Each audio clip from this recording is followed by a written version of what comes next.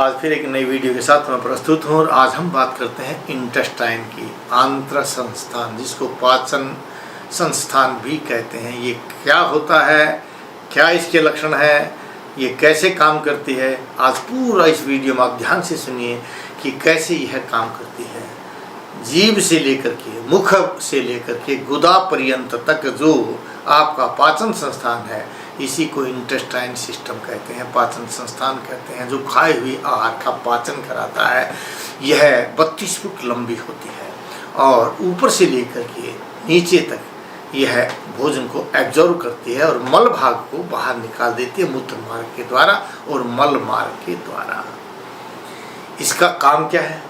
जैसे जीविका के साथ गया, इसने रस का अवशोषण किया, इसके बाद आमाशय में आया तो आमाशय का रस बना, पैनक्रियाज में आया तो पैनक्रियाज का पैनक्रियाटिक जूस बना, उसी जूस के साथ बाइल जूस बन जाता है। फिर उसको जो भोजन को तोड़ते हैं तो छोटी आंत उसको एब्जॉर्व करके रस और रक्त में प्रवाहित कर देती है।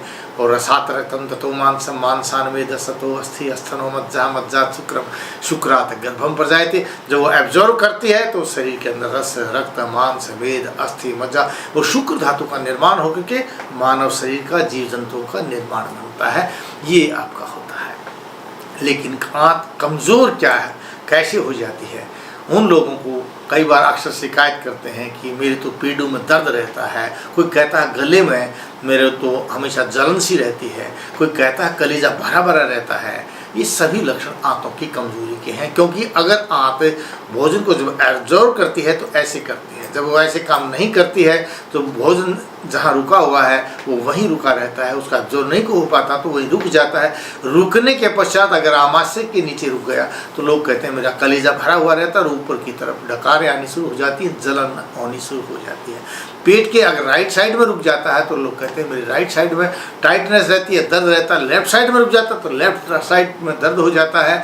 और अगर हमारे इसी तरह से या तो ये अगर रुक जाता है मल तो आपका पैनक्रियाटिस ये सूज जाता है, या आमाशय में सूजन हो जाती है, बड़ी आंत में सूजन हो जाती है, छोटी आंत भी रुक करके ब्लॉक हो जाती है, या फिर आंत्रपुच्छ जिसको कहते हैं, अपेंडिक्स जिसको कहते हैं, अपेंडिक्स का रोग भी बन जाता है। जब ये आंत काम नहीं करती है तो हर्निया भी बन जाता है, हाइटस हर्निया जिसको कहते हैं, अम्बलाइकल हर्निया जिसको कहते हैं। ये सभी आंतों की कमजोरी के कारण बनता है। ये आंतें के लक्षण हैं जब हमारी आंतें कमज़ोर हो जाती हैं। कई बार लोग सोचते हैं भूख नहीं लगती तो आंत कमज़ोर हो जाती है। नहीं, अगर आपको भूख नहीं लगती तो ये आंत की कमज़ोरी का काम नहीं है। आंत इन्हीं कारण से हम समझते हैं कि आंत आपकी कमज़ोर हो गई है। और ये आंत कमज़ोर हो गई है तो थोड़ा सा घरेलू नुस्खा बता देता हूँ, आपको अच्छे घी का प्रयोग करना चाहिए। अगली वीडियो में मैं बताऊँगा कि इस आंतों की कमज़ोरी को दूर करने के लिए कौन से 9 प्रकार की चीज़ें हैं जो ब्रह्मास्त्र का काम करेंगी और आपकी आंतों की कमज़ोरी को दूर कर देगी सदा के लिए। बने रहिए अपनी इस वीडियो के साथ और जय भारत, जय भारत।